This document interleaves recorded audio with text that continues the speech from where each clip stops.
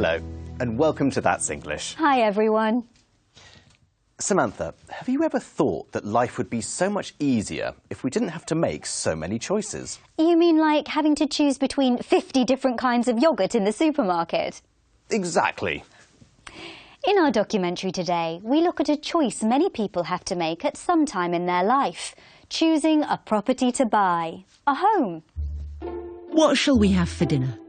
What shall I wear today? Life is full of choices, and one of the biggest decisions hundreds of thousands of people face every day is buying a house. Choosing a home is such a huge investment that it's often a difficult choice to make. With so many different options on the market, it's hard to know if you're making the right choice. Estate agent David Simpson talks us through some of the choices people have to make. The choices that people have to make in the main relate to where they want to buy and the budget that might be available to them. Beyond that, they're going to be looking at the size of property that they actually require relative to their needs. Over and beyond that, it's going to boil down to personal preferences. Do they want an older style property, a flat as opposed to a house, something that actually requires work, or something that's in good order and they can move straight into? David believes that choosing the right property has a lot to do with compromise.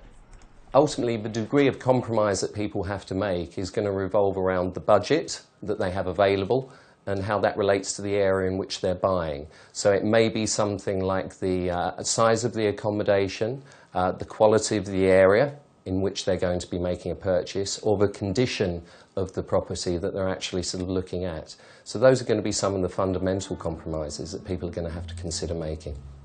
Dawn Johnston's been looking to buy a home for 6 months.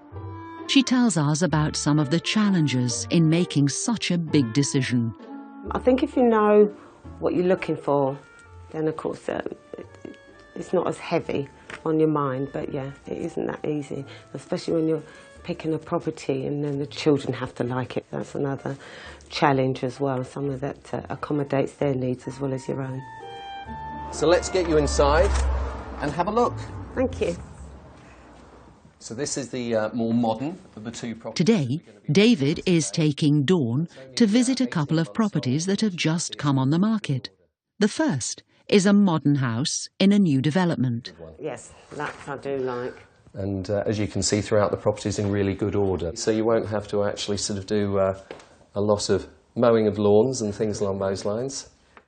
Are you happy for us to pop along to the next one, which is a very similar price, but a very different property, and then you can make that comparison between the two? I'm intrigued now. Yeah? Yes. OK, we'll get along to that one then, shall we? OK, thank you. Let's go. The second property on the list is very different from the first. It's a semi-detached Victorian house. OK, Dawn, this is the living area, which is separated into an area for seating and also for dining. Bags of character with this property, as you can hear from the creaky floorboards, which add to the atmosphere. But you've also got character in the form of a beautiful bay window with a box window seat, lovely original open fireplace, and even down to some lovely stained glass there. And this is the basement. Have you ever had your own home cinema room? No. Well, this could be your opportunity. The first property, I liked it since I walked in through the door. It was very bright, no work to be done, no cracks. It was just how I pictured the property that I'd want, how it should be. It ticked all the boxes for me. And is there a preference, do you think, between older and modern? This one's a more lived-in look. The second property, older style, has character, but needs a little work done to it, which I really don't have the time to do, all the finances if I'm buying somewhere now. So if I'm choosing between the two, I will be swayed to the first property. I'll be going home now, show the details to the children, see how they feel about it, because they have to make a decision too. If I don't like it, then you know you can't have that property, and I'll continue looking. Dawn still has a lot of decisions to make before she settles on her dream home. So, which of the two properties would you choose? I'd choose the older property, the one with the creaky floorboards, bay window, open fireplace and stained glass. I'd probably choose the newer one, as it doesn't need any work doing. The estate agent explained what's involved when we make our choice. The choices that people have to make in the main relate to where they want to buy and the budget that might be available to them. Beyond that, they're going to be looking at the size of property that they actually require relative to their needs. Over and beyond that, it's going to boil down to personal preferences. So obviously your budget, the money you have available, and your needs are determining factors. And then it boils down to, or it's just a matter of, personal preference. But often our budget and our preferences don't coincide, so we have to make a compromise and not always get exactly what we want. We asked our international friends about choice in their country. Does your country offer enough choice to people as regards schools, colleges, jobs, homes and lifestyles? Jamaica's a relatively new country and it's still developing the options for people in terms of life and education. But a walk around Jamaica now will show you technical colleges and a growing arts college scene. Social services are opening up, so more and more Jamaica is finding the options are becoming available. Considering we're such a small country, we do have some of the best universities in the world. For example, Trinity College in Dublin is number 71 in the world. Queen's University in Belfast is number 31 in the UK.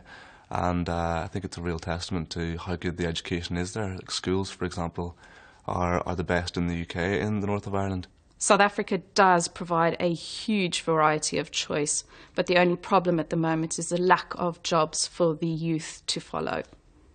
I think there is a lot of choice, especially in education. There's a lot of different types of schools and colleges you go to that are all actually state funded. Yeah, education-wise, people have freedom to choose anything from science, arts or commerce, anything. So they are open to it. Doctor, if they want to do post-graduation, there are institutes for everything. How much money you have dictates how much choice you have. I think there's a lot of choice in England. People are very lucky here. We have so many different schools, loads of different jobs as well. Even though everything is competitive, we still have a lot of choice. We're very fortunate. Nearly everyone mentioned the wide range of choices offered in the area of education, such as the different types of schools and colleges, some of which are state-funded. The Englishwoman referred to a wide choice of jobs, but the South African said there was a lack of jobs for young people in her country. As the Englishman said, the choices you have are often determined by how much money you have. Well, now it's time for That's the USA. Today, Jodie's back in Miami to find out about some of the choices on offer there.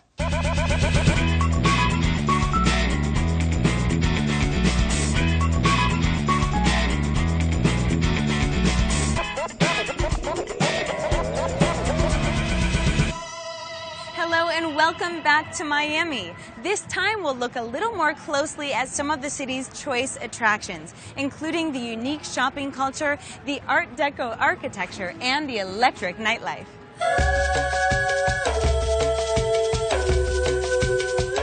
Miami is a mecca for shopping, and I'm here at one of the city's premier shopping centers, Dadeland Mall. Now, there are many upscale stores here, yet you can still find a great bargain. Let's take a look around. With more and more people choosing to shop online, U.S. shopping malls are working very hard to win customers over. Dadeland has over 185 retail stores, including the famous department store, Macy's.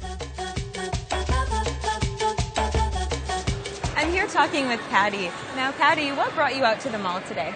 Well, it's definitely a fun place to come. It's indoors, so if it's ever hot outside or raining, it's one of the best places to come and visit. And I needed to buy some shoes. Why did you choose Dadeland Mall? Well, I don't live that far away. I live in the area of South Miami, so it's very easy to get here. What are the other reasons people might come out to a mall? People watching is pretty interesting to do as well. and just de-stressing, really. Absolutely. Well, I know there are some great stores here, so enjoy the rest of your shopping day. Thank you. Now we're here on Lincoln Road, one of the most popular boulevards in the neighborhood of South Beach. Lincoln Road is a 7-block pedestrian street mall, and it's a great place to spend an afternoon. As well as the many shops lining this picturesque promenade, there are several restaurants and eateries. The open-air nature of the mall means guests can still enjoy the sunshine while shopping too. Shop and tan. How very Miami. The most famous area in Miami is South Beach, or SoBe as it's known by the locals. The Art Deco architecture is the star attraction. There are more than 800 protected buildings in the district. Art Deco is a style of modernist design that expresses the elegance and pace of the 1920s and 30s. The buildings in this part of Miami give it perfect expression. Well, the sun has gone down here in South Beach, and I'm here to check out the nightlife I keep hearing so much about. After dark, the buildings of South Beach come alive with their neon lights. They sparkle and shine on the large crowds of people filling the streets, bars, and restaurants. And the drinks are big. I'd say these people are in search of the perfect South Beach party.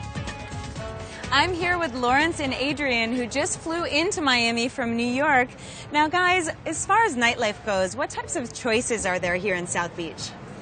As far as choices, you got your reggae bars, you got Latin bars, you got hip-hop bars, and drinks galore. So, I mean, the choice is yours. I feel like there's something for everybody here. I mean, you have fine dining, great partying spots. Even if you just want to walk around, there's something for everybody here. So do you think Miami lives up to its sexy image? Oh, definitely. I've seen females here that make me never want to go home, ever. There you go. Something for everyone, like you said, right? What are some of the wildest things you've heard about South Beach? Well, for me personally, I've heard about the pool parties. They're like really legendary out here. And like you hear about them no matter where you go. It's synonymous with Miami. So that's one thing I think that's Miami's known for. Lots of fun. I've heard about beaches, pools, bars. Anything that has to do with nightlife is probably ideal in Miami. Absolutely. Well, what are your plans for tonight? Probably get to know some people, some drinks, cocktails, listen to music, and see where the night goes from there. Great. Well, have an awesome night, and thank you so much for your time. Thank you. Okay. Well, there you have it, right here in South Beach. We'll see you next time in Daytona Beach. Hey, guys, wait up. I bet Jodie had fun with her new friends. The nightlife down on South Beach looks amazing. There's certainly a lot of choice, from fine dining to cocktail bars and pool parties. And drinks galore, or plenty of drinks, at all the partying spots. And don't you just love those Art Deco buildings? Oh, yes. In fact, I really fancy a bit of de-stressing in Miami. I might check out the flights. Well, you do that and let me know. We'll see you next time. Bye.